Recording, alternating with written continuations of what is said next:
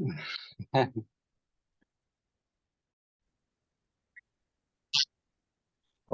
अज्ञानतिमिरन्धस्य ज्ञानाञ्जनशलाकया चक्षुरुन्मिलितं येन तस्मै श्रीगुरुवे नमः। श्रीचैतन्यमनोभीष्टं स्थापितं येन भूतले स्वयं रूपः कदा मह्यं ददाति स्वपदान्तिकं। वन्देऽहं श्रीगुरु श्रीयुतपदकमलं श्रीगुरुन् वैष्णवंश्च श्रीरूपं सागरजातं सहगण रघुनाथान्वितं तं सजीवं साद्वैतं सावधूतं परिजनसहितं कृष्णचैतन्यदेवं श्री राधा कृष्ण पादान सहगण ललिता श्री विशाखान्वितांश्च। हे कृष्ण करुणा सिंधु दीन बंधु जगतपते गोपेश गोपिका कांता राधा कांत नमस्तुते। तप्त कांचन गौरांगी राधे वृंदावनेश्वरी वृषभानुसुते देवी प्रणमामि हरिप्रिये। वाञ्छा कल्पतरुभ्यश्च कृपा सिन्धुभ्य एव च पतितानां पावनेभ्यो वैष्णवेभ्यो नमो नमः। नमो विष्णुपादाय कृष्णपृष्ठाय भूतले श्रीमते भक्तिवेदांत स्वामीति नामिने। नमस्ते सरस्वते देवे गौरवाणी प्रचारिणे निर्विशेष शून्यवादी पाश्चात्य देशतारिणे। जय श्री कृष्ण चैतन्य प्रभु नित्यानंद श्री अद्वैत गदाधर श्रीवासादि गौर भक्त वृंद। हरे कृष्णा कृष्णा कृष्णा हरे हरे हरे राम राम राम हरे हरे। हरे कृष्णा। यस मीनाक्षी माता जी 10 नाम अपराध बताएंगी। भगवान नाम के जाप में होने वाले 10 भगवान प्रचार में जीवन को समर्पित करने वाले भक्तों की निंदा करना। दूसरा, शिव ब्रह्मा आदि देवों के नाम को भगवान के समान अथवा उसे स्वतंत्र समझना। तीसरा, गुरु की अवज्ञा करना अथवा उन्हें साधारण मनुष्य समझना। चौथा, वैदिक शास्त्रों अथवा प्रमाणों का खंडन करना। पांचवा, हरे कृष्ण महामंत्र के जाप की महिमा को काल्पनिक समझना। छठा, पवित्र भगवान नाम के अर्थवाद का आरोप करना। सातवां, भगवान के नाम के बल पर पाप करना। आठवां, हरे कृष्ण महामंत्र के जाप को वेदों में वर्णित एक शुभ सकाम कर्मकांड के समान समझना। नौवां, अश्रद्धालु को कृष्ण नाम की महिमा का उपदेश देना। 10वां, भगवान नाम के जाप में पूर्ण विश्वास ना होना और इसकी अपनी आगाध महिमा श्रवण करने पर भी भौतिक आसक्ति बनाए रखना। भगवान नाम का जप करते समय पूर्ण रूप से सावधान न रहना भी अपराध है। प्रत्येक वैष्णव भक्त को चाहिए कि इन 10 प्रकार के अपराधों से सदा बचकर रहे, ताकि श्री कृष्ण चरण कमलों में प्रीति शीघ्र अतिशीघ्र प्राप्त हो, जो मनुष्य जीवन का परम लक्ष्य है। हरे कृष्ण। हरे कृष्णा। बहुत बहुत धन्यवाद। तो हम लोग अभी 16वें अध्याय में हैं भगवत गीता के, जो कि है देवी तथा आसुरी गुण। हमने 1 2 3 श्लोक किया है और उसमें पूरे के पूरे 26 गुण बताए गए हैं। दैवी गुण, दैवी गुण उनके पास होते हैं जो दैवी मतलब जो है भगवान के भक्त है। मतलब सुर और असुर 2 तरह के लोग होते हैं। एक सुर होता है जो भगवान कृष्ण विष्णु को मानता है, उनकी पूजा करता है, और असुर जो होते हैं वो कृष्ण को और विष्णु को नहीं मानते हैं और वो और ही कुछ मानते हैं, अपने अलग ही उनका सिस्टम अलग ही चलता है। ठीक है। तो 26 गुण जिनके अंदर होंगे वो देवी गुणों से उत्पन्न हुआ कहलाएगा। और आसुरी गुणों के बारे में अब वर्णन करते हैं चौथे नंबर श्लोक से। तो साथ में दोहराएंगे सब लोग चौथा नंबर श्लोक। दम्भो दर्पो अभिमानश्च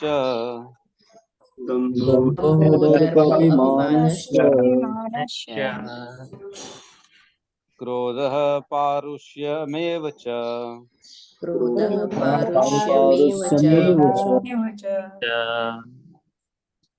अज्ञानं च अभिजातस्य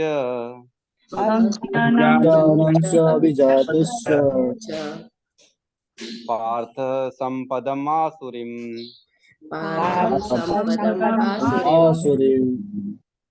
रिपीट करेंगे। दम्भो दर्पणभिमानश्च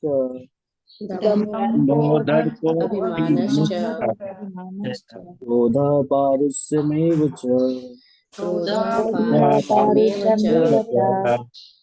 अज्ञानं च अभिजातस्य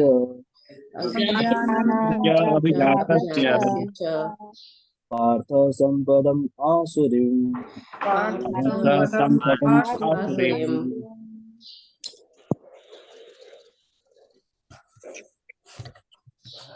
दम्भो दर्पो अभिमानश्च दम्भोदर्पो अभिमानश्च क्रोधः पारुष्यमेव च क्रोधः क्रोधः पारुष्यमेव च पारुष्यमेव च अज्ञानं च अभिजातस्य अज्ञानं च अज्ञानं च अभिजातस्य अभिजातस्य पार्थ सम्पदम् आसुरीम् पार्थः सम्पदम् आसुरीम्। अनुवाद। हे प्रथापुत्र, दंभ, दर्प, अभिमान, क्रोध, कठोरता तथा अज्ञान ये आसुरी स्वभाव वालों के गुण हैं। ठीक है, तो श्लोक को देखते हैं एक बार। दंभो दर्पो अभिमानश्च, ये दंभ, दर्प, अभिमान, और क्रोध, पारुष्य एव च, ये क्रोध और पारुष्य, ये सारे गुण जो हैं ये आसुरी लोगों के हैं। अज्ञानम च अभिजातस्य, मतलब ये जिनके अंदर उत्पन्न हो जाते हैं। पार्थ संपदम आसुरीम, वो संपदा मीन्स प्रॉपर्टी कहते हैं ना, क्या संपत्ति है, क्या संपदा है तुम्हारी, तो ये उनकी आसुरी लोगों के गुण होते हैं, उनके अंदर ये बचपन से ही उत्पन्न हो जाते हैं, ये उनकी प्रॉपर्टीज है। ठीक है, तो एक एक करके पढ़ते हैं, हम एक एक करके समझते हैं। दंभ क्या होता है? दंभ कोई बताना चाहेगा क्या होता है?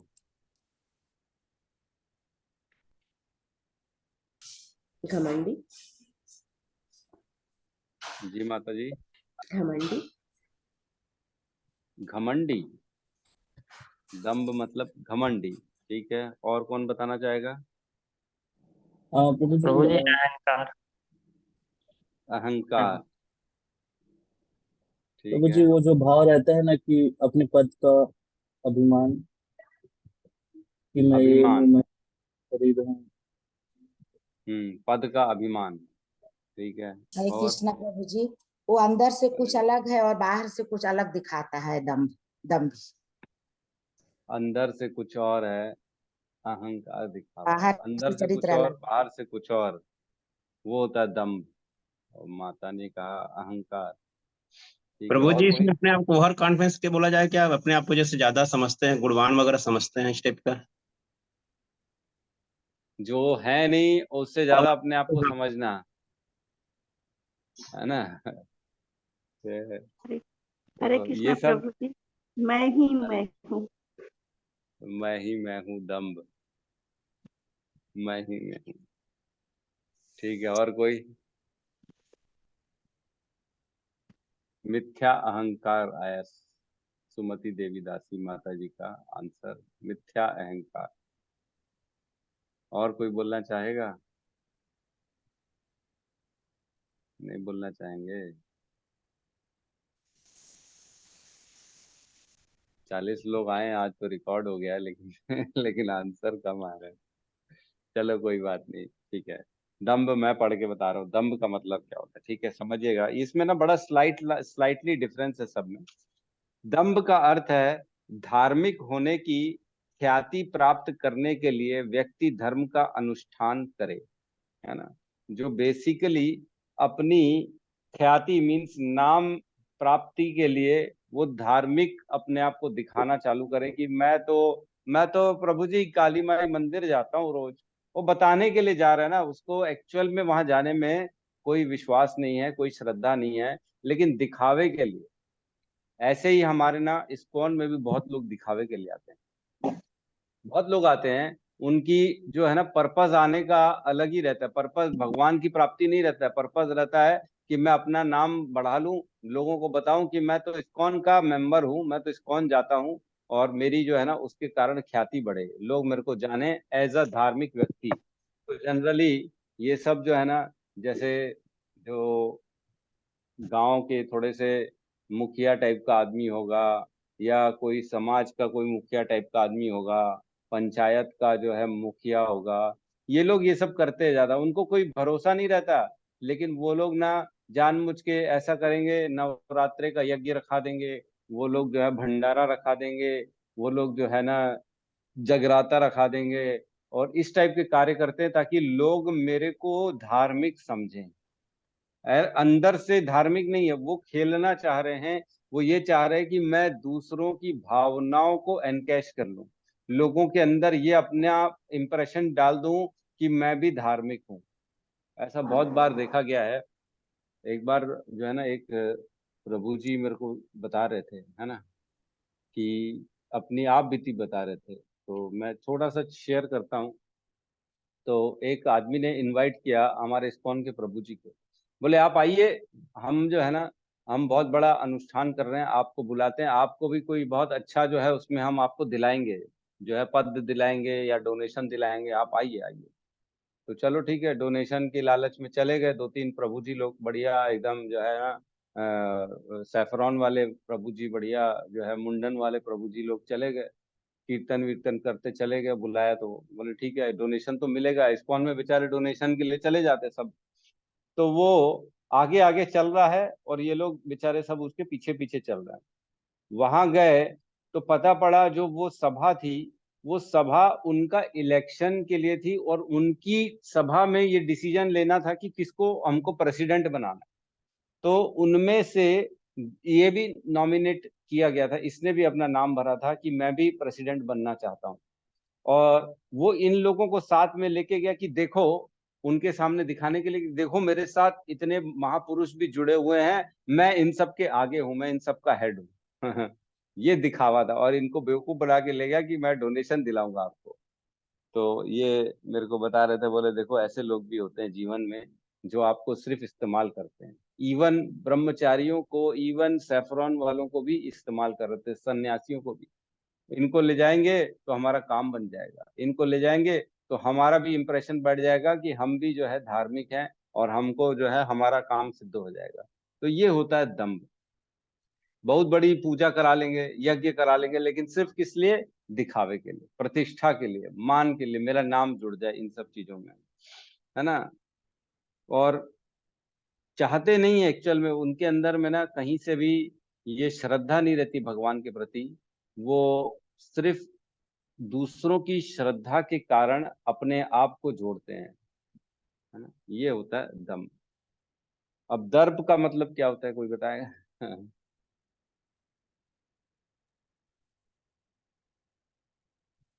प्रभु जी, अपने पास जो भौतिक चीजें रहती है उसको अपने आप को मतलब ये मान के चलिए कि शो करना या बड़प्पन हासिल, उसके थ्रू बड़प्पन हासिल करवाना। जो हमारे पास होता है उसी के आधार पे अपना बड़प्पन शो करना। ठीक है, कुछ हद तक सही है एकदम। और कोई? प्रभु जी हमारे मतलब जैसे प्रभु जी बता रहे हो उससे मिलता जुलता है, जो हमारे पास भौतिक चीजें हैं, जैसे हमारे पास अच्छा घर है, गाड़ी, पैसा है, शायद उसका घमंड कि मेरे पास ये है, मेरे पास वो है। उसका घमंड होना, बिल्कुल बिल्कुल सही है, ये भी सही है। घमंड होना कह सकते हैं। दर्प का अर्थ है विद्या या उच्च कुल में जन्म लेने के कारण उत्पन्न गर्व, है ना। जो भी हमारे पास थोड़ा सा बेनिफिट है, मतलब देखो, दंभ में क्या होता है कि वो है नहीं, भक्त है नहीं, लेकिन भक्त होने का दिखावा कर रहा है। दर्प में क्या है कि उसके पास वो ऑलरेडी है, उस कुल का, उस जैसे बहुत बड़े परिवार में उत्पन्न हुआ है, कोई बहुत बड़े पंडित जी का होता है ना। तो वो, अरे हम स्कूल के आते, तुम हमको जानते हो, हमसे क्या मुंह लड़ाओगे तुम? ऐसे लोग होते हैं ना। हमको नहीं जानते हो, हम कौन से घर से परिवार से हैं? कोई बड़ा मंत्री नेता का बेटा हो तो क्या बोलेगा पहले से ही, ओ हमको नहीं जानते हो तुम, हैं? तो ये होता है दर्प। दर्प इसको प्राइड कहते हैं, अहंकार, है ना। अहंकार होना मतलब हमारे पास जो है उसी का अहंकार होना। ये नहीं समझ पा रहे हैं कि जो हमारे पास ऑलरेडी है वो क्यों आया है, वो कहाँ से आया है, वो क्यों मिला है हमको। तो बहुत, ये ना बहुत कॉमन है, हर आदमी के अंदर ये है। आज की डेट में आप जिससे भी मिलोगे ना, उसके अंदर दर्प है ही है। अरे मेरा तो ये बिजनेस है, हम तो ये करते हैं, हमारे तो चाचा जी कलेक्टर हैं, हमारे तो पिताजी बहुत बड़े वकील हैं, हम तो जो है ना, हमारी तो इतने जगह काम है, हमारे को तो ये लोग जानते हैं, इतने लोग जानते हैं, हम सब कुछ कर सकते हैं बेसिकली। कुल मिला के अपना जो है ना, माँ कुरु धन जन यौवन गर्वम, है ना। एक श्लोक आता है इसमें, जो क्या बोलते हैं, भज गोविंदम में, उसमें कहते हैं, माँ कुरु धन जन यौवन गर्वम हरित निमेश काल सर्वम मायामय मिद मिखिलम हित्वा ब्रह्म पदम प्रविश विदित्वा, मतलब मैंने जो है ना बचपन से माँ कुरु धन, धन के ऊपर, जन अपने कॉन्टैक्ट्स के ऊपर, मेरे दोस्त यार, बड़े बड़े मेरे दोस्तों के साथ पहचान है मेरी, मेरी कलेक्टर के साथ पहचान है मेरी, वकीलों से साथ पहचान है मेरी, पुलिस के साथ पहचान है। माँ कुरु धन, धन के ऊपर, और जन अपने दोस्त मित्र उठने बैठने वालों के ऊपर, और ये भी नहीं तो अपने शरीर की ताकत के ऊपर, यौवन के ऊपर, इनके ऊपर मैंने गर्व किया। बताते हैं आदि शंकराचार्य कि जो आदमी, व्यक्ति जो होता है ना, आसुरी गुणों का व्यक्ति होता है, वो यही करता है। वो जो है ना, हरित निमेश काल सर्वम, ये सब की कितनी गति है, कितना समय तक ये रहेगा, धन कितने समय रहेगा, और कितने समय तक तुम्हारे जन तुम्हारे साथ खड़े रहेंगे, और कितने समय तक तुम्हारा शरीर की ताकत तुम्हारे साथ खड़ी रहेगी। ये तो हरित निमेश काल सर्वम, इसके ये ऐसा नहीं है कि किसी के साथ भी परमानेंट रहा हो। हर व्यक्ति के जीवन में ये एक समय आता है जो एकदम ऊपर की स्टेज में रहता है, फिर धीरे धीरे धीरे धीरे नीचे की ओर जाता है। ग्राफ हम पढ़े हैं ना बचपन में, सबने स्कूलों में ग्राफ पढ़ा हुआ है, ऐसे ऊपर जाता है ग्राफ, फिर नीचे जाता है ऐसे। तो ये नीचे जाएगा ही जाएगा हर किसी का, एक ना एक दिन शरीर तो ढीला ढाला होगा ही ना, एक ना एक दिन तो शरीर में बुढ़ापा आएगा, जवानी की ताकत तो खत्म होगी, तब क्या करोगे, तब किसके ऊपर गर्व करोगे। तो इसमें कहते हैं मायामय मिद मिथिलम हित्वा, ये सब माया के द्वारा जो है ना, आप लोगों को भ्रम में डाला जाता, हमको आपको क्या, मेरे को भी डाल देते हैं भ्रम में, भ्रम में डाला जाता है कि गर्व हो जाता है हमारे को, अरे मेरे तो ये है, मेरे पास तो ये है, मेरे पास, मेरे पास माँ है, मेरे पास मकान है, मेरे पास बंगला है, मेरे पास गाड़ी है, तुम्हारे पास क्या है? बड़ा जो है पॉपुलर ये है। चलो ठीक है। ब्रह्म पद प्रविश विदित्वा, मतलब बेसिकली हमको इनके अलावा इस पे जाना चाहिए कि ये सब मिल कहाँ रहा है, ब्रह्म के पद की प्राप्ति के लिए हमारे को जो है प्रयास करना चाहिए। ठीक है, तो दर्पो मीन्स वो है ऑलरेडी उसके पास, उसका घमंड कर रहा है, घमंड गर्व कर रहा है। आगे पढ़ते हैं। अभिमान, अभिमान तो सब जानते ही होंगे। अभिमान मीन्स यह सोचना कि मेरा सम्मान होना चाहिए, हर कहीं जहां जा रहे हैं माला पहनाई जाए, हमारे सामने लोग दंडवत करें, हमारे को ऊपर वाली जो मेन सीट है उसमें बिठाया जाए, है ना, हमारे से पूछ के जो है ना शंखनाद हो, किसी भी चीज का फीता हमसे कटाया जाए, और इस तरह का जो है ना आदमी के अंदर जो नेचर होता है कि मेरी ये मेरे को मिलना चाहिए, सम्मान की आशा। तो सम्मान बेसिकली उसमें ये हो कि हो सकता है उसके अंदर क्वालिटी हो भी, और हो सकता है क्वालिटी ना भी हो, लेकिन अभिमान का उसके अंदर जो है ना भूख है, मेरा सम्मान हो, मेरे को लोग पूछें, मेरे को जो है वाह वाह हो, मेरी चारों तरफ मेरा नाम हो, इस तरह का जो भाव होता है इसको अभिमान कहते हैं। तो हम शिक्षाष्टकम में सुनते ही हैं, हमारे चैतन्य महाप्रभु कहते हैं उसमें कि तृणादपि सुनिचेन तरोरपि सहिष्णुना अमानिना मान देना कीर्तनिया सदा हरि, है ना। तो अपने आप को तृण से भी छोटा, एक घास के तिनके से भी छोटा समझना चाहिए। तरोरपि सहिष्णुना, वृक्ष से ज्यादा सहनशील होना चाहिए। और मानिना, मान का आशा ना करना है, और मान देना, मान सबको देना है लेकिन आशा नहीं करना। तो देखो एक चीज समझो इसमें, मान जितना जितना हम आशा करेंगे ना, और नहीं मिलेगा उतना उतना दुखी हो जाएंगे। एक व्यक्ति था, उससे पूछा गया, बोले मेरा कभी भी अपमान हुआ ही नहीं, जीवन में मैंने आज तक मेरा अपमान नहीं हुआ। ऐसा हो सकता है क्या कभी? ऐसा हो सकता है क्या कभी किसी का जीवन भर कभी अपमान ना हुआ? नहीं। ऐसा नहीं हो सकता।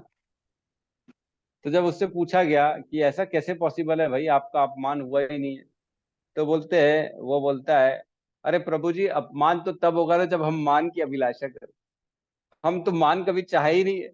लोग हमको गाली दें, लोग हमको बाहर रखे, एकदम दूर बिठाएं, हीन भावना से देखें, हम तो यही सोच के जाते हैं, लेकिन फिर भी लोग बिठा देते, बुला लेते, तो हमको लगता है ठीक है भाई, अच्छा है। लेकिन मान जो है ना, मान की अभिलाषा करना और मान ना मिलना, ये दुख का कारण हो जाता है। जब अभिलाषा ही नहीं करेंगे तो अपमान होगा ही नहीं होगा, कभी अपमान नहीं होगा, है ना, क्योंकि हमने अभिलाषा करी नहीं, हम अपने आप को उस लायक ही नहीं समझते कि हमारा सम्मान हो। तो ये हो गया अभिमान। ठीक है, एक चीज है, देखिए, हम मान जो है ना सबका कर सकते हैं, लेकिन मान सबसे ले ले ये पॉसिबल नहीं है ना, क्योंकि जो हमारे कंट्रोल में है वो ये है कि हम सबका सम्मान कर सकते हैं, लेकिन हमारा सम्मान सबके सब करे ये हमारे कंट्रोल में नहीं, दूसरों के ऊपर हमारा कंट्रोल नहीं है। इसलिए हम कभी भी अपना सम्मान, अपना मान की इच्छा ना रखें और हमेशा दूसरों को सम्मान करते चलें। तो इससे क्या होगा, मन कभी भी दुखी नहीं होगा हमारा। ठीक है, और आगे कहते हैं क्रोध। क्रोध तो जानते ही हैं आप सब लोग, है ना। ध्यायते विषय पुंसांग संगस्ते उपजायते संगात संजायते कामा कामात क्रोध अभिजायते। मतलब विषयों के प्रति आसक्ति जो होती है ना, धीरे धीरे काम उत्पन्न करती है। जैसे जैसे जहां जहां इंटरेस्ट रहेगा, ये मुझे अच्छी लग रही, ये अच्छी लग रही, अच्छी लग रही, तो फिर उसको प्राप्त करने की इच्छा होना चालू हो जाती है। ये अब मुझे चाहिए ही चाहिए, 4 दिन से मेरे दिमाग में आ गई, अब इसको मेरे को प्राप्त करना ही है, प्राप्त करना ही है। उसके कारण क्या करेगा आदमी, धीरे धीरे उसको प्लानिंग करेगा हासिल करने की, ऐसा ऐसा रणनीति बनाएगा। रणनीति फेल हो जाएगी, ये नहीं मिलेगा तो क्रोध आ जाएगा, अरे मैंने इतनी मेहनत करी, मुझे ये मिला नहीं, मेरे को तो चाहिए चाहिए। कई लोगों के अंदर ना क्रोध पहले से ही रहता है, जो है आसुरी गुण है ना, ये बचपन से ही उत्पन्न हो जाता है, क्योंकि पिछले संस्कारों के कारण क्रोध रहता है। क्रोध आना और क्रोध करना, इन दोनों में फर्क है ना। क्रोध आता उनको है जिनका उनके अपने ऊपर कंट्रोल नहीं होता, खुद ब खुद क्रोध आ जाता है, अरे न चाहते हुए भी गलत सलत बात कर देते हैं, आंख मुंह नाक कान लाल हो जाते हैं पूरे, है ना, गंदी गंदी गालियां देना चालू कर देते हैं क्रोध में। और एक क्रोध करना, कल भी परसों भी हमने चर्चा करी थी कि क्रोध करना ठीक है, क्योंकि वैष्णव जो होता है ना वो क्रोध करता है, उसको क्रोध आता नहीं है। क्रोध करता है इसलिए ताकि दूसरों को सही मार्गदर्शन मिले, हम डांट सके बच्चों को, किसी को भी, अपने एम्प्लॉय को, अपने ऑफिस में, बिजनेस में, ताकि लोगों को सही दिशा मिल सके। ठीक है, तो क्रोध जो है ना बहुत खतरनाक होता है, मैंने पहले भी बताया था। 100 दिन की तपस्या जो होती है ना, भक्ति, वो एक बार क्रोध करने से नाश हो जाती है, इतना खतरनाक होता है क्रोध। क्रोध नहीं करना चाहिए हर हाल में, क्रोध में किया गया डिसीजन बहुत खतरनाक होता है, गलत ही होता है। ठीक है, आगे बढ़ते हैं अपन। फिर कहते हैं कठोरता।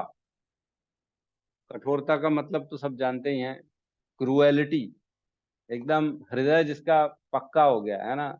हम देखते हैं लोग गाय को भी काट दे रहे हैं, है ना, बकरे भी काट दे रहे हैं, घर में ही पालते हैं, है ना, जो ये लोग हैं, ये लोग घर में ही पालते हैं बकरे को, और एक दिन ईद आएगी तो काट डालेंगे। ये कोई बात होती, तुमने जिसको पाला, जिसको पोसा, उसी को काट के खा डाला। ये क्या बात है। तो इसको बोलते हैं क्रूएलिटी। कोई भी सॉफ्ट कॉर्नर नहीं है। क्या होता है, जितना जितना हम जैसे जैसे कर्म करते हैं ना, हमारा हृदय उसके लिए उतना उतना जो है प्रैक्टिस करता जाता है, उसमें उतना उतना निपुण होता चला जाता है। तो अगर हम बकरे मुर्गी काटते जाएंगे तो धीरे धीरे देखेंगे कि इंसान को काटने में भी कोई दिक्कत नहीं है। लेकिन जिसका हृदय कोमल होगा ना, जो ये सब नहीं करेगा, वो कभी भी किसी को हानि नहीं पहुंचा सकता। तो हमारे जो सनातन धर्म है, इसमें इसको पूरी तरह से बहिष्कार किया गया है, किसी भी जीव का हमको हानि नहीं पहुंचानी। इवन हमारे में तो मच्छर को तक जो है ना मारना मना है, लेकिन कुछ कामों में ये सब खुलेआम हो रहा है, और बोलने वाला भी कोई नहीं है। क्या करोगे, सब वोट बैंक के कारण गाय कट रही है, बूचर खाने बढ़ते चले जा रहे हैं। ये जो तकलीफें आ रही है ना, कोविड आया, ये जो है ना नेचुरल क्लैमिटीज जिसको बोलते हैं, नेचर हमको अलग अलग तरह से प्रहार करती है हमारे ऊपर। इतने सारे लोग एक साथ मर जाते हैं, कभी जो है भूकंप आ जाता है, कभी कुछ हो जाता है, लाखों लाखों लोग एक साथ मर जाते हैं। क्यों होता है, क्योंकि ये जैसे जैसे हम पशु हत्या करेंगे ना, ये प्रकृति वापस देती, छोड़ती नहीं प्रकृति, और उसी के चक्कर में सारे लोग फिर मारे जाते हैं। तो ये जितना समझेंगे जल्दी उतना अच्छा होगा, नहीं तो मुश्किल हो जाएगी। तो कठोरता होता है, आसुरी व्यक्ति कठोर होता है, उसको किसी को भी हानि पहुंचाने में कोई तकलीफ नहीं होती, इजीली पहुंचा देता है। और कहते हैं इसमें जो है ना, क्रोध के बाद पारुष्यम लिखा है ना। पारुष्यम जो है ना, उसका कठोरता के साथ साथ इसका एक और मतलब होता है निष्ठुरता। निष्ठुरता मतलब जो होता है ना, किसी को भी गंदे वचन बोल देना, गाली वाली बक देना, गंदे वचन, गंदगी बोल देना। मतलब सिर्फ कठोरता नहीं होगा, कठोरता के साथ साथ गंदे वचन भी हो जाएगा इसका, गाली दे देंगे।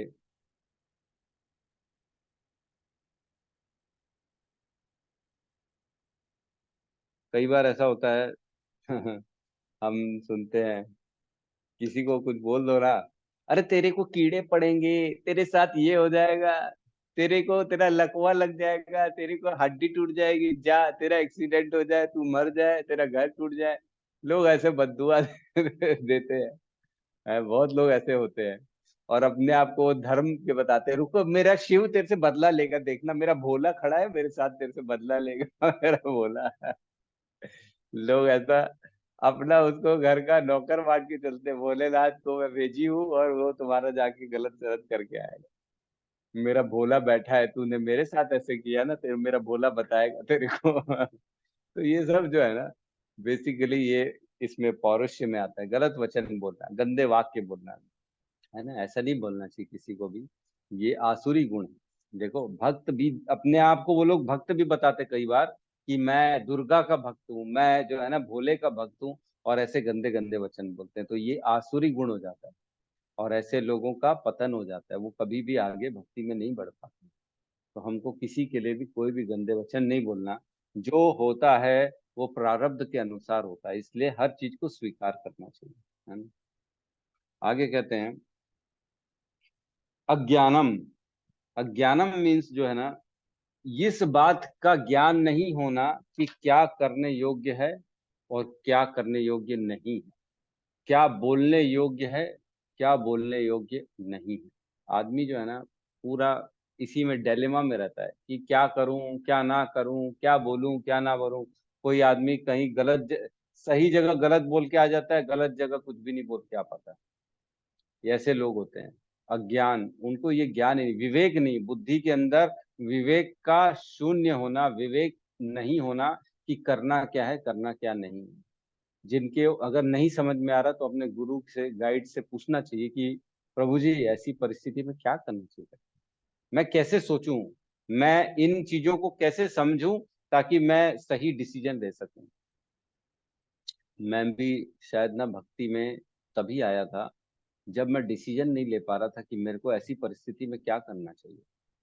मैं बहुत डिलेमा में चला गया था कि ऐसी परिस्थिति हो चुकी थी मेरे साथ कि मैं क्या करूं, मेरे को कुछ समझ में नहीं आ रहा, सही क्या है गलत क्या है इसका चुनाव नहीं कर पा रहा था।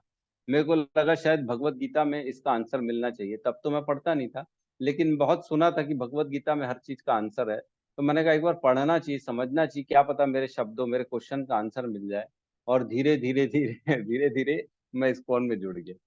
तब जाके जो है ना इस ग्रस्त प्रशांत मुकुंद प्रभु से मिल पाए और उनसे फिर उनका जो है आश्रय लिया और फिर धीरे धीरे भक्ति में आ पाए। तब जाके समझ में आया, हाँ वाकई में हर चीज का सल्यूशन भगवत गीता में, हर हर क्वेश्चन का आंसर है भगवत गीता में। आपको क्या करना है क्या नहीं करना है, किसको क्या बोलना है क्या नहीं बोलना है, कैसी परिस्थितियों को समझना है, कैसे अपने साथ जो गलत सही हो रहा है उस पे प्रतिक्रिया देनी है, हर चीज का अंडरस्टैंडिंग भगवत गीता में ही है। ठीक है, तो हम एक बार तात्पर्य पढ़ते हैं। तात्पर्य बाय शीला प्रभुपाद, शीला प्रभुपाद की जय। इस श्लोक में नरक के राजमार्ग का वर्णन है। देखो, राजमार्ग मीन्स नेशनल हाईवे, एकदम जहाँ कोई स्पीड ब्रेकर नहीं होता, सीधा जो लंबी दूरी फटाफट पहुंच जाने वाले रास्ता होता है, राजमार्ग बोला जाता है। जहाँ आपको समय नहीं लगता, फटाफट पहुंच जाएंगे। तो ये गुण जिसके अंदर है वो सीधा नरक जाने वाले हैं, सीधा नरक पहुंच जाएंगे वो। आसुरी स्वभाव वाले लोग धर्म तथा आत्मविद्या की प्रगति का आडंबर रचते हैं। तो ये कौन सा हो गया, पहला पहला दंभ, कि वो खाली इस धर्म का जो है ना आडंबर रचते हैं कि मैं ये कर दिया वो कर दिया, भले ही वे उनके सिद्धांतों का पालन ना करते हैं, खुद से कोई विश्वास नहीं, भगवान पे कोई भक्ति की भावना नहीं है, लेकिन खाली आडंबर करते हैं, दिखावा करते हैं। वे सदैव किसी शिक्षा या प्रचुर संपत्ति का अधिकारी होने का दर्प करते। तो ये दर्प का अंडरस्टैंडिंग आ गया कि जो उनके पास जो पोस्ट है, जो जन्म, जिस कुल में जन्म लिया है, जो संपत्ति है, उसका खाली अभिमान, उसका खाली जो है ना गर्व करना, उसको कहते हैं दर्प। ठीक है। वे चाहते हैं कि अन्य लोग उनकी पूजा करें और सम्मान दिलाएं, भले ही वे सम्मान के योग्य ना हो। तो ये अभिमान वाला पॉइंट आ गया। देखो एक एक करके प्रभुपाद सब पॉइंट एक ही पैराग्राफ में बता रहे हैं, हमने अलग अलग अच्छे से सबको अंडरस्टैंडिंग कर लिए। तो अभिमान मतलब सम्मान की आशा करना। वे छोटी छोटी बातों पर क्रुद्ध हो जाते हैं, खरी खोटी सुनाते हैं और नम्रता से नहीं बोलते हैं। ये कौन सा हो गया? पौरुष्य। पौरुष्य जो मैंने बताया था ना, उल्टा सुल्टा बोलते हैं, क्रोध हो जाते हैं, गलत बात, मतलब कुछ भी कुछ गंदा गंदा बोल देते हैं। क्रोध और पौरुष्य। वे यह नहीं जानते कि क्या करना चाहिए और क्या नहीं करना चाहिए, ये अज्ञान हो गया यहाँ। ठीक है। वे अपनी इच्छा अनुसार सनक वश सारे कार्य करते हैं, वे किसी प्रमाण को नहीं मानते, ये सब अज्ञान हो गया। वे ये आसुरी गुण तभी से प्राप्त करते हैं जब वे अपनी माताओं के गर्भ में होते हैं, और ज्यों ज्यों वे बढ़ते हैं त्यों त्यों ये अशुभ गुण प्रकट होते हैं।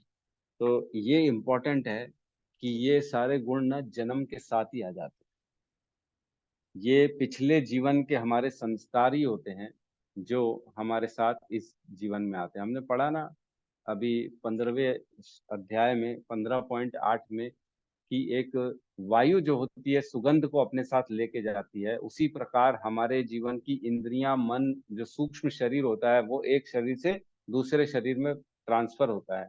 तो वो क्या अपने साथ डाटा लेके जाता है? जो संस्कार होते हैं, हमारी जो वासनाएं होती है, वो हमको अगले जीवन में लेके जाता है। और वो वासनाएं बचपन से ही उत्पन्न हो जाती हैं। बच्चे को देखते साथ हम जान जाएंगे ये शरारती बच्चा है, ये तेज है, ये बहुत तोड़ू फोड़ू बच्चा है, ये बदमाश है। ऐसे बच्चे बचपन से ही समझ में आ जाते हैं कि इसके अंदर की टेंडेंसी क्या है। तो ये गुण, कुछ गुण बचपन से ही उत्पन्न लेके आते हैं, लेकिन इसका मतलब ये नहीं है कि हम इसको बदल नहीं सकते। अगर बचपन से ही उनको प्रॉपर प्रशिक्षण मिले, भक्ति का माहौल मिले, साधु संग मिले, तो धीरे धीरे देखना ये सब खत्म हो जाएगा।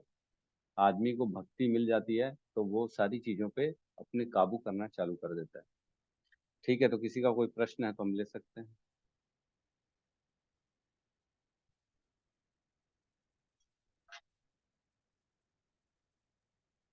प्रभु जी, पिछले श्लोक में जैसे इसमें 26 गुण बताए थे, तो उसमें से मेरे ख्याल से 14.2 था, तो बाकी गुण नहीं बताया, इसका क्या रीजन हो सकता है प्रभु जी इसमें? क्या कह रहे हैं प्रभु जी? पिछले जो श्लोक था उस पे टोटल तो कुछ 26 गुण थे, 26 गुण बताए थे उसमें। हाँ तो उसमें तो मतलब कुछ ही पॉइंट हाँ को हाईलाइट किए हैं प्रभुपाद ने, तो 26 पॉइंट इसमें नहीं था पूरा शायद। हाँ, तो अब इतना देखिए, ये सब गुण वैसे ना सब नेगेटिव, ये सब गुण चर्चा कर चुके हैं पहले भी, अपन ने काफी जगह 13वें अध्याय में भी किया है, और पहले दूसरे अध्याय में भी स्थित प्रज्ञ के टाइम भी कुछ गुणों का वर्णन किया है। तो ये गुणों की चर्चा हो चुकी है, इसलिए यहाँ पे प्रभुपाद ने कम ज्यादा डिस्कशन नहीं किया है। जी प्रभु। तो लेकिन अब मेरे ख्याल से 16वें अध्याय तक जो पहुंच चुका है, जो पढ़ चुका है, वो कम में समझ जाता है। यही कारण होगा जो प्रभुपाद ने कम इसमें किया। जी प्रभु। हर जगह तो ये सब जितने गुण हैं, ये पूरी भगवत गीता में पहले भी सब जगह डिस्कशन हो चुके हैं। हाँ प्रभु जी, ये जो दम है उसके बारे में आपने पहले भी बताया था, हाँ, जैसे अभी तपस्या, हमारे सरलता, अहिंसा, सत्यता, क्रोध विहीनता, त्याग, शांति, ये सब हमने बहुत बार चर्चा कर चुकी है, इसलिए प्रभुपाद ने ज्यादा डिटेल में नहीं बताया। ठीक है। यस, मीनू माता जी।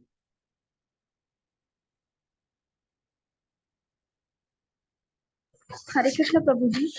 प्रभु जी, आप पिछले श्लोक में था ना ये अहिंसा का अर्थ वाला, जिसमें किसी जीव के प्रगतिशील जीवन को ना रोकना। तो जैसे हम लोग आप भी बताए थे अभी क्लास में कि मच्छर को नहीं मार सकते, ये भी हमारे धर्म में नहीं है। तो प्रभु जी, अगर जैसे वो काट रहे हैं तो उसको मार दिए, या जैसे कॉकरोच है तो उसको मार दिए, तो क्या पाप है क्या प्रभु जी? क्योंकि मुझे वो पसंद नहीं है तो मैं मार देती हूँ। अरे ये कोई बात होती, मेरे को आप पसंद नहीं हो तो मैं आपको मार सकता हूँ क्या? अरे ये कोई अर्थ नहीं है कि मेरे को पसंद नहीं है, आपको नहीं बिल्कुल मतलब पाप मुझे लगेगा। डर लगता है कि क्या है पता नहीं, पर वो उनको भगाने की कोशिश करती हूँ, नहीं होता तो फिर निपटा ही देती हूँ। नहीं नहीं निपटा देती है। अरे बाप रे बाप। इसी को कहते हैं कंसेप्ट क्लियर ना होना। कब से इस कॉल में जुड़े हुए हैं माता जी आप? हरि बोल। काफी टाइम हो गया प्रभु जी। तो आपको किसी ने बताया नहीं कि ये नहीं करना है? बताए थे पर देखिए देखिए, मैं आपको बता रहा हूँ, भगवान कहते हैं मामे वंश जीवलोक जीव भूत सनातन, मेरे सारे के सारे अंश हैं, भगवान कहते हैं, है ना। और कहते हैं सर्व योनिषु कौनतु है मूर्तय संभवंतिया तासाम ब्रह्म महद योनि अहम बीज पद पिता। सारी योनियों का मैं पिता हूँ, है ना। सारी योनियां, ऐसा नहीं है जो कॉकरोच है, मच्छर है, मक्खी है, जिनको आप मार रहे हैं, वो किसके पुत्र हैं? वो भगवान श्री कृष्ण के पुत्र हैं। भगवान कह रहे हैं अहम बीज पता पिता, मैं ही उनका पिता हूँ। पिता अहमस्य जगतो माता धाता पितामह, मैं इस पूरे जगत का पिता भी हूँ, माता भी हूँ, और इनको भरण पोषण करने वाला भी मैं ही हूँ। तो हमको कभी भी ये अधिकार नहीं है कि हम किसी भी जीव को मारें, बिल्कुल नहीं मानना है। एक मच्छर को भी मारोगे तो भी आपको उसका पूरा का पूरा पाप लगेगा, और आपकी भी, ये आपकी मतलब जो ये करता है उसकी गति ये होगी कि उसको भी मच्छर बनना पड़ेगा और उसकी भी मृत्यु होगी। मतलब जो जिसको जितनी बार मारेगा उसको खुद को वो बनना पड़ेगा और वो स्वयं मरेगा। तो कभी भी किसी भी जीव को नहीं मारना है, निपटाना नहीं है कभी भी किसी को भी। आप मत निपटाइए। आप तो भक्ति करती हैं, माला करती हैं, तो आपके अंदर जीवों के प्रति करुणा का भाव आना चाहिए। वो बेचारा उस शरीर में है ना, तो एक्चुअल में मैं बताया ना, जैसे हम इस शरीर को अपना मानते हैं ना, कितना कितना केयर करते हैं अपने शरीर की। कहीं चोट लग जाए तो उसको फटाफट दवाई करना, तुरंत खरोच आ जाए तो उस पर दर्द होना, तकलीफ आना, आराम करना। तो वैसे ही हर जीव को अपने शरीर से उतना ही प्रेम होता है जितना हमको इस शरीर से प्रेम है। उनको भी उतना ही दर्द होता है जितना हमको इस शरीर में चोट लगने से होता है। तो इस चीजों का अनुभव करेंगे कि मैं अगर उसको मारूंगी तो उसको कितना दर्द होगा। लोग जो है ना, जो आज की डेट में इतनी खतरनाक मृत्यु हो रही है ना, वो क्यों हो रही है? इसीलिए तो हो रही है, मर जा रहे हैं लोग एकदम। फ्लाइट में बंद थी, फ्लाइट जल गई, सब जल गए। गाड़ी में अंदर बैठे बैठे सब मर गए, जोरदार एक्सीडेंट हो गया, कट गए, सबके हाथ पैर कट गए, बम फट गया, ऐसे चिथड़े चिथड़े उड़ गए। ये सब क्यों हो रहा है? क्योंकि हम दूसरों जीवों के साथ जो हिंसा कर रहे हैं ना, जो मार रहे हैं, मुर्गे काट रहे हैं, बकरे काट रहे हैं, ये सब क्यों हो, ये कैसे खत्म होगा? ये हमारे साथ भी होगा, उतना ही तकलीफ हमारे साथ भी हमारे जीवन में आती है। तो बिल्कुल भी गलत है। एक मच्छर नहीं मारना, एक चींटी नहीं मारना, एक मक्खी नहीं मारना, किसी को नहीं मारना। इसको आप एकदम क्लियर कर लो जीवन में, ये पाप है, और ये आगे चल के पूरा का पूरा नहीं तो हमारे को मिलेगा। अगर आज हम सुधर गए ना, तो हमारे अंदर की वो प्रवृत्तियां धीरे धीरे खत्म हो जाएंगी। जैसे अगर आज हम बोलते हैं ना कि ठीक है प्रभु जी, आज से मैंने बंद, तो आप जो हो जाओगे, आप शुद्ध हो जाओगे। जिस दिन भगवान से आपने माफी मांग ली और आपने बोल दिया कि मैं आज के बाद ये काम नहीं करूंगी, तो आज के बाद शुद्ध हो गए। अब आपको जो है ना, हो सकता है आप बच जाओ उन सारे पापों से, हो सकता है, क्योंकि आपके अंदर वो प्रायश्चित की भावना आ गई। तो आज से भगवान के सामने संकल्प ले लो कि भैया मैंने गलती कर ली, अज्ञानतावश मैंने सबको मार दिया, आज के बाद कोई मारे काटे कितना भी करे। मेरे घर में कितनी लड़ाई होती है, मेरे घर में काफी मेरे जो है भाभी भैया लोग भौतिकवादी हैं। अभी बीच में भी उन्होंने ना वो पेस्ट कंट्रोल को बुला लिया, बोले घर में बहुत कॉकरोच कीड़े आ रहे हैं। मैंने मना कर दिया, हमारे घर नहीं होने वाला ये सब। अरे बोले तो तुम क्या चाहते हो, खाने में भी आएंगे क्या हमारे? अरे मैंने कहा आएंगे तो आएंगे, हम उनको साइड कर देंगे, लेकिन मारेंगे नहीं किसी भी कीमत। बोले मच्छर मारने के लिए बैट ला रहे हैं। मैंने कहा फेंको इसको, बैट बैट कोई काम नहीं करना हमको। मच्छर काटेंगे तो हम अपने आप को बचा लेंगे, लेकिन मारेंगे नहीं, किसी भी कीमत पे नहीं मारेंगे। मच्छरदानी लगाओ, अपनी केयर करो, साफ सफाई रखो, लेकिन मारना नहीं, किसी भी कीमत पे नहीं मारना। मर गए गलती से तो बात अलग है, अनजाने में पैर के नीचे आ गए, पता ही नहीं पड़ा, मर गए, तो ठीक है, वो उसका कोई दोष नहीं है, लेकिन मारना नहीं, बिल्कुल नहीं मारना। ठीक है माता जी, क्लियर है? जी प्रभु जी। हाँ ठीक है। यस, गौतम प्रभु कहना चाह रहे थे। हाँ प्रभु जी, श्री राम प्रभु जी का ले लीजिए। मैं बस वही शेयर कर रहा था प्रभु, जैसे आपने एक बार चैप्टर 13 में बताया था कि हमें मतलब जैसे एक जीव है तो उसको अलग अलग कैटेगरी देखना, मतलब उनके शरीर को अलग देखना, उनकी आत्मा को अलग देखना, परमात्मा को देखना। जैसे जिस जगह में परमात्मा है तो हम कहीं भी जो मंदिर होते हैं उसको जब भगवान का घर समझते हैं, तो फिर हम वहाँ पे गंदगी कैसे कर सकते हैं, हम उनको मार कैसे सकते हैं। तो अगर इस दृष्टि से अगर हम किसी भी जीव को देखें कि उसके अंदर परमात्मा है, भगवान स्वयं है, तो हम उसको कैसे नुकसान पहुंचा सकते हैं। यह पश्यति स पश्यति, है ना, समम सर्वेषु भूतेषु तिष्ठन्तम परमेश्वरम, है ना, अविनश्यत्सु विनश्यंतम यह पश्यति स पश्यति। क्या देखना है हमको? सबके शरीर के अंदर परमात्मा का दर्शन करना है। सबके शरीर, मच्छर मक्खी कॉकरोच के अंदर परमात्मा है, इसलिए वो जीवित है, ये देखना है हमको। बिल्कुल, बहुत अच्छा पॉइंट याद दिलाया प्रभु जी ने। दृष्टि हमारी ऐसी होनी चाहिए कि हम परमात्मा को देखें हर जीव के अंदर। बहुत सही है। यस, श्री राम प्रभु कहिए। हरे कृष्णा प्रभु जी, दंडवत प्रणाम। Hare Krishna. Happy Krishna conscious birthday प्रभु जी। थैंक यू प्रभु जी, धन्यवाद। प्रभु जी, ये इसके तात्पर्य को मैं पढ़ रहा था तो इसके आखिरी में एक सेंटेंस लिखा है प्रभु जी, जैसे कि ये ऐसे आसुरी प्रवृत्ति के जो लोग होते हैं वो अपनी माताओं के गर्भ पे ऐसा गुण प्राप्त करते हैं। तो प्रभु जी, जैसे कि हमने पहले पढ़ा है और देखे हैं, मतलब गीता में पढ़े हैं प्रभु जी, तो उसमें तो ये है ना कि वो पिछले जन्म में जिस मनोवृत्ति के साथ मरता है या जो भी पाप किया रहता है उसकी वजह से उनमें ये गुण डेवलप होते हैं। तो ये माता के गर्भ में रहता है तब ये गुण आता है, ये ऐसा क्यों बताया जी प्रभु? नहीं, ऐसा इसलिए कहा जा रहा है माता के गर्भ में ये गुण आ जाता है, मतलब ये पिछले जन्म से पहले ही आ जाता है। जन्म मतलब ऐसा नहीं कि इस प्रकृति में आने के बाद इसको गुण मिलते हैं, ये पिछले जन्म से गर्भ में साथ में लेके आता है। कहने का मतलब ये है, जो संस्कार है वो पिछले जन्म से इस जीवन में माता के गर्भ में जैसे ही आत्मा प्रवेश करी, अपने साथ साथ वो अपने संस्कार को लेके प्रवेश करती। तो गर्भ में आने का मतलब ऐसा नहीं है कि इसी लाइफ में उसको मिलता है, ये पिछली लाइफ से लेके आता है। ठीक है, हम इस पे और कल चर्चा करेंगे। आप जो पॉइंट बोल रहे हैं ना, एक इसमें बहुत इंपॉर्टेंट पॉइंट है, वो हम कल चर्चा जरूर करेंगे। आप कल याद दिलाइएगा तो मैं आपको मतलब इसमें एक बहुत अच्छा एक्सप्लेनेशन है जिसको हम समझेंगे। ठीक है, कल वाले श्लोक में आएगा ये। ठीक है प्रभु जी। यस, राहुल प्रभु कहिए। हरे कृष्ण प्रभु जी। प्रभु जी एक हरे छोटा सा कृष्णा। कमेंट बता दीजिए, जैसे जैसे मच्छर को मारते हैं, मैं तो नहीं मारता लेकिन घर परिवार जन मार लेते हैं, मच्छर काट रहा है तो मारेंगे क्या करके, तो हम उस चीज को देख रहे हैं तो हम हमारे ऊपर कुछ अपराध आएगा क्या प्रभु जी? नहीं नहीं नहीं, आपके ऊपर नहीं है। आप तो करुणा की भाव से देख रहे हो ना, बेचारा जीव मर रहा है। आप चाहते हो, मतलब आप उनको समझाए, एक बार दो बार नहीं समझ पा रहे तो क्या कर सकते हो आप, है ना। आपने अपना कार्य किया पूरा, आपने समझाने का प्रयास किया, नहीं कोई मानेगा तो फिर उसको गड्ढे में कूदना ही है तो कूदने, तो आप क्या कर सकते हो। कोई अपराध नहीं है आपके ऊपर। जी प्रभु जी, धन्यवाद प्रभु जी। हाँ जी। अच्छा प्रभु जी, मेरा यस एक रूपा। और छोटा सा प्रश्न था हाँ हाँ कहिए। प्रभु जी। जैसे अब ऐसा होता है कि हम नींद में रहते हैं कभी कभी, और नींद में रहते हैं, हम्म। और नींद में भी अगर कोई मच्छर काट रहे हैं तो कभी कभी ऐसा होता है प्रभु जी कि मर जाता है, मतलब मार लेते हैं या आधे नींद में रहते हैं। तो प्रभु जी उस समय तो फुली कॉन्शियस नहीं रहते, आधे नींद में रहते हैं, तो उस समय का कैसे हमको दोष नहीं नहीं, लगता? मैं बताया ना, अनजाने में अगर हो जाए आपसे गलती से तो उसका कोई पाप नहीं है। आपने इंटेंशंस नहीं थे आपके, आपसे हो गया गलती से, न चाहते हुए भी हो गया, ठीक है।